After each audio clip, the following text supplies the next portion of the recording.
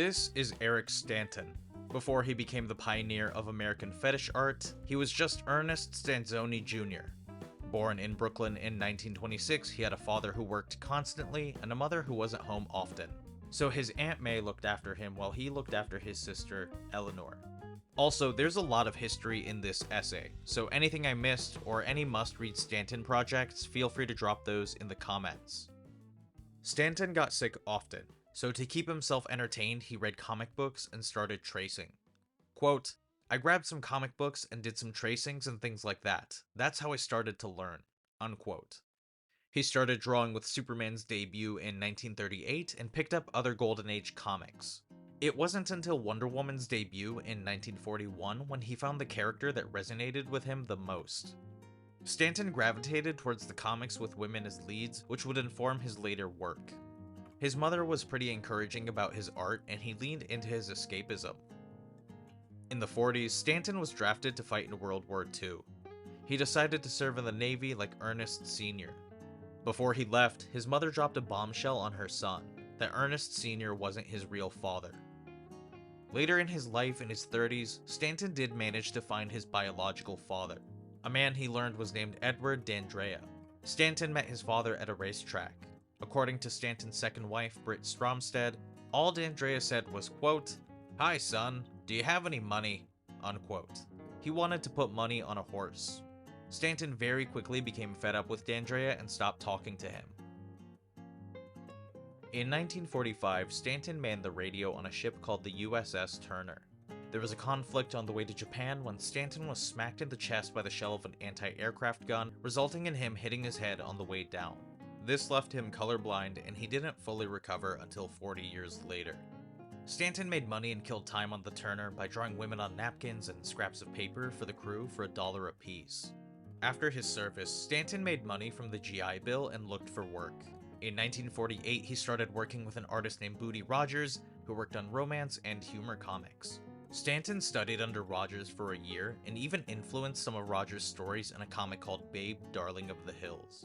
So Rogers was Stanton's first mentor in the world of comics.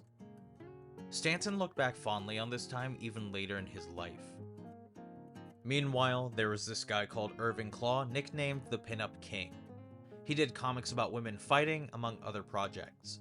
So when Stanton found out about this, he wrote Klaw and asked for a job. His early jobs for Klaw involved drawing comics like battling women and fighting femmes, which spoke to his sensibilities. These types of stories would remain a staple in his work. It was Klaw who gave Stanton his first bondage work, which Klaw was famous for. Of course, Klaw had seen others punished on a federal level for working in his field. So while he put out fetish magazines, Klaw didn't show nudity or sex and avoided the word bondage. Unfortunately for Klaw, he would run into legal trouble constantly up until his death. In the early 50s, Stanton started going to the School of Visual Arts while doing jobs for Klaw. He married his first wife, Grace Marie Walter, in October 1951, and they moved to Queens and ended up having kids.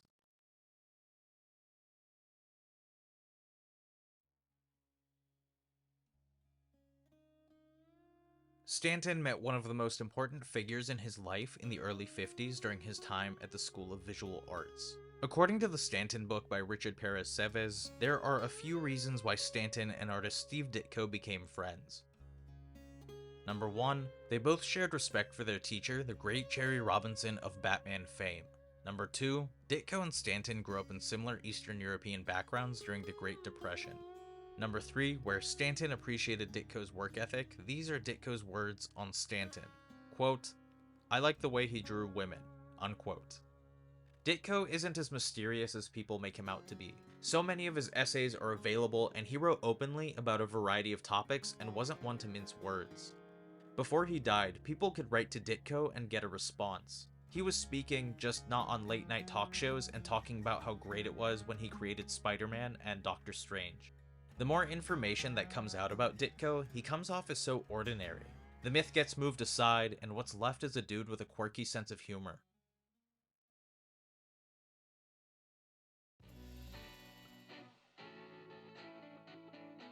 One of the other important figures in Stanton's life is Bettie Page. Born in Tennessee in 1923, she had a pretty hard life and grew up during the Great Depression. She started her career by doing small modeling jobs and secretary work. It wasn't until she started modeling for men's magazine publisher Robert Harrison that she started leaning into fetish work. Harrison is the one who introduced Paige to Claw. Stanton had run-ins with Paige while working with Claw, and he sometimes assisted with her shoots. She started appearing in Stanton's work in 1952. To say the least, she had a major impact on his work.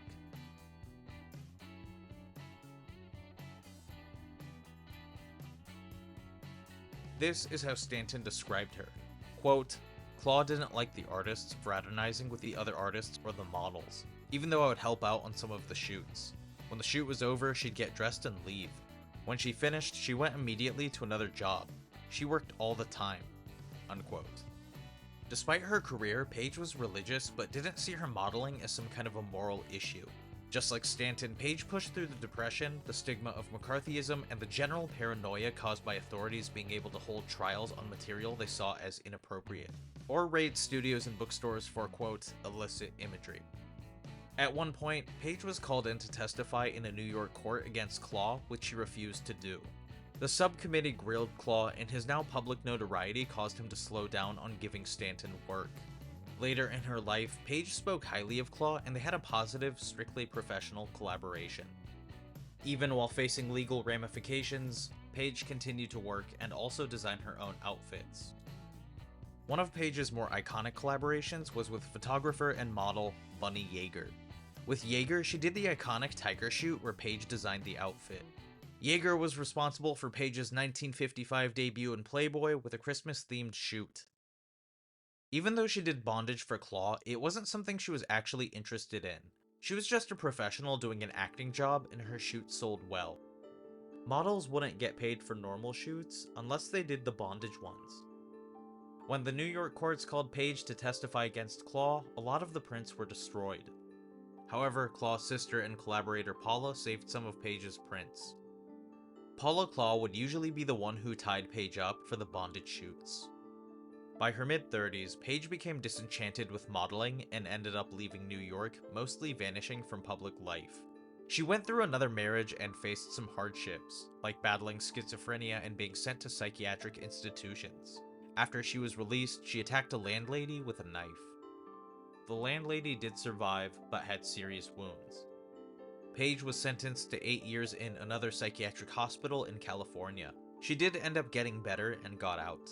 There are some cool stories of the Rocketeer creator Dave Stevens helping her out and doing errands for her when she was released. According to the Paige documentary, Stevens introduced Paige to Hugh Hefner. It was Hefner who helped Paige get royalties for anything that used her likeness. I made more money in recent years than I ever made during the 7 years I was modeling back in the 50s. Even with the hardship she dealt with, the royalties helped her live easily and stay out of the public eye until her death in 2008. In a male-dominated space like comics, Stanton tended to not be interested in the male-centric stories, even with the comics he liked, like Wonder Woman and Sheena, or John Willie's Sweet Gwendolyn. He did a project called Bound in Leather, where Stanton would start fully coming into his own and leaning into the topics that interested him. He covered up the faces of the male figures and put the women front and center.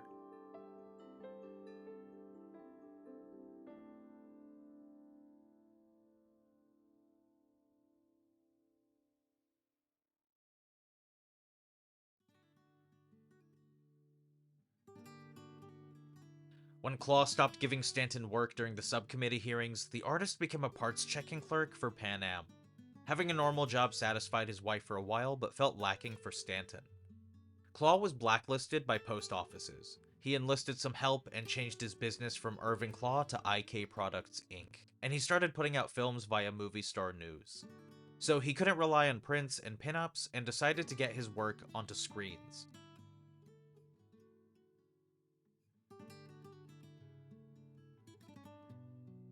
IK Products soldiered on, but got raided by the police, so business as usual for Claw. So, back to what I mentioned earlier, Stanton did get a job which Walter was happy with. A back injury at his Pan Am job made him unable to work, so he couldn't even pick up his newborn son, Guy. Stanton had his art world, but knew that since he was married with kids, he didn't want to impact their lives by being overly public about the nature of his work. In 1958, Walter and Stanton divorced. I'm just going by different sources I found, so I don't want anything I say to seem like it's trying to paint Walter in a bad light. She wanted stability, and Stanton wanted to focus on his work. His back injury couldn't have made things easy either. He ended up moving back home with his mother in Queens and became addicted to painkillers due to his injury.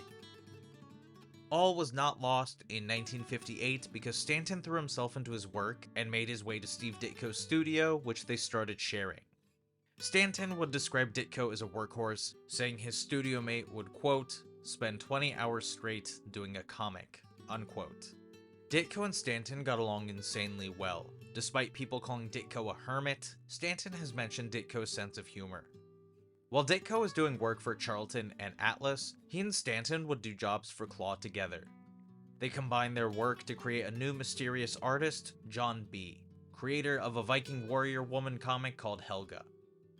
Even though Stanton and Ditko found their groove as collaborators, it wasn't all smooth sailing. Stanton still did work for Claw and a guy named Edward Mishkin, who is called the largest smut dealer by newspapers. Sometime in 1959, Ditko witnessed a raid on the studio while Stanton was in Florida visiting his Aunt May. The police confiscated any work that belonged to Stanton in the studio. Ditko wrote about this in his letters responding to Seves, who was doing research for his Stanton book. Quote, yes, I remember some of the police raid. I was there when the police came in and took Ernie's material. They looked over my comic book material files on shelves, etc. It was all comic book pages, etc. No interest in it, unquote. Like with Page, Stanton was called in by a New York court. He was called as a witness against Mishkin. Stanton spent the entire time telling the court nothing, so they kicked him out. By the early 60s, Ditko was active at Marvel Comics proper and didn't want to sabotage his career by openly associating with fetish work. Even then, Stanton would assist in Ditko's work. According to the Seves book, Stanton would assist on projects from the late 50s until the 70s. Stanton's bondage influences are seen in even Ditko's superhero work like Captain Atom, Doctor Strange, and yes,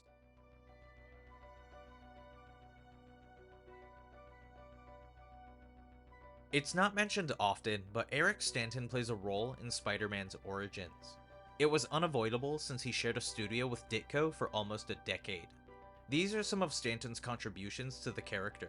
The spider signal, the way Spider-Man shoots webs from his hands. Peter's Aunt May is based on Stanton's Aunt May, who looked after him when his mother and stepfather weren't home. Also, Peter lived in Queens like Stanton did. Sometimes Ditko and Stanton would discuss action scenes together. Stanton's son Tom said, quote, I think it was a mix between my dad and Steve Ditko, unquote. Sweet Gwendolyn was a character created by bondage artist John Willey and was published in Robert Harrison's magazines, the same guy who gave Bettie Page her early fetish modeling jobs. Stanton was inspired by Willey's work. When Willey died in 1962, Stanton wanted to create an homage to the artist and his creation. So Stanton created his love letter to Willey with Sweeter Gwen.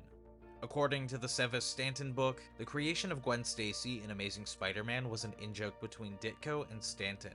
Not just about Sweeter Gwen, but to Willey himself.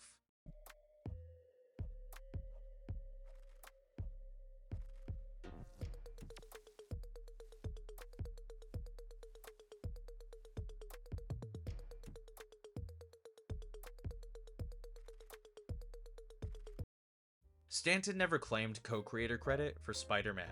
He only claimed he helped Ditko with odds and ends, but attributes the character's creation to Ditko. Stanton doesn't come off like someone who wanted clout. He just wanted creative freedom and to draw women. Stanton's son Tom has talked about his father's role in Spider-Man. I always couldn't tell everyone and express, especially in grade school, what my father did. He also worked in the comic book industry, worked in Marvel with Spider-Man and stuff. And Aunt May is actually my great aunt, and was my father's aunt. And so I would always base it more on that he was a Marvel artist. And one time in grade school, an art teacher I said to him, oh, my father's an artist. And he goes, oh, what kind of artist?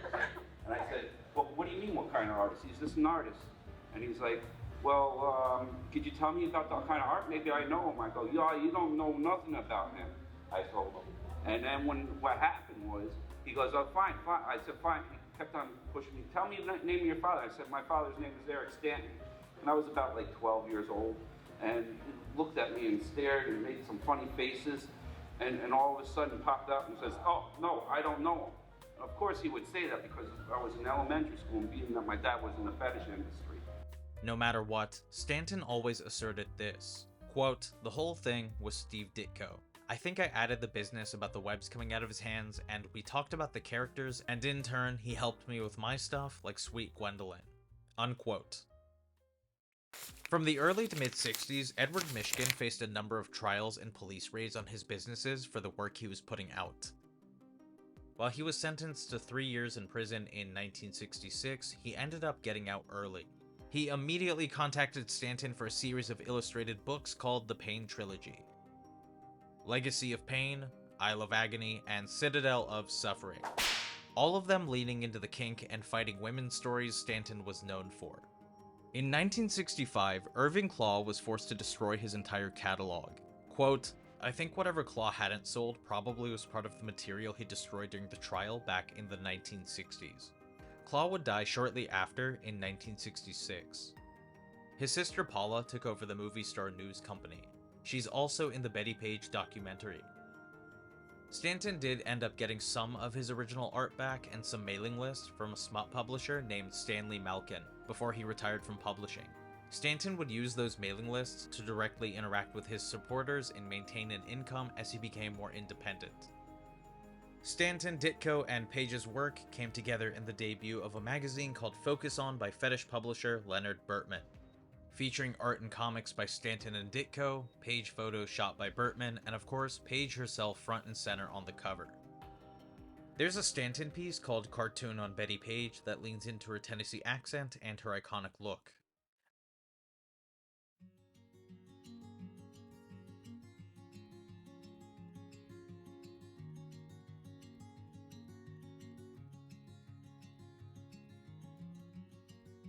A few years ago, I made a zine where I interviewed an artist named Ken Landgraf. He exchanged letters with Steve Ditko but went on to work for Stanton under the pseudonym Dancer. This was in the 80s, so by then Stanton was already fully indie. By this point, Stanton had his own studio instead of sharing one with Ditko. Speaking of creative control, by 1966, Ditko became frustrated with Marvel and made his exit. He did work for other publishers while producing his own zines, articles, and comics.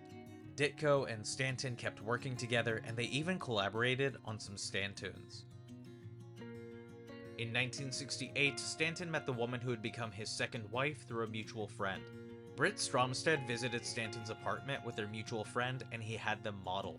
The biggest difference between Stromstead and Walter is how she was more approving of Stanton's work. Stanton and Stromstead stayed together as he worked consistently and made income through his mailing lists, commissions, and Stantoons. He worked through his addiction to painkillers and started doing yoga to deal with his back pain. Despite the stigma he and others in his field faced, time brought a more open-minded audience that embraced Stanton as the pioneer of fetish art.